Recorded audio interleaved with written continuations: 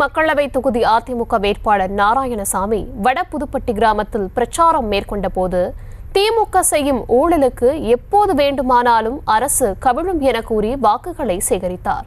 விவரங்களுடன் இணைகிறார் செய்தியாளர் பாலாஜி. விவரங்கள். தேனி தொகுதியில அதிமுக சார்பாக நாராயணசாமி போட்டியிடுகிறார்.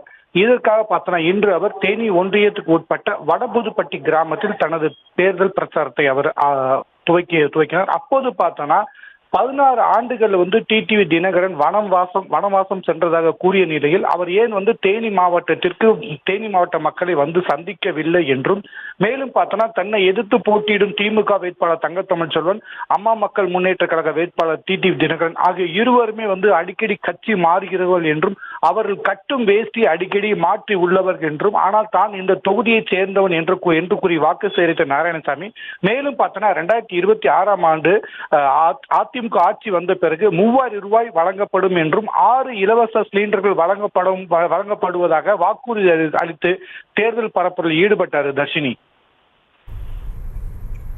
விவரங்களுக்கு நன்றி பாலாஜி. செய்திகளை உடனுக்குடனும் துல்லியமாகவும் தெரிந்து கொள்ள சப்ஸ்கிரைப் பண்ணுங்க.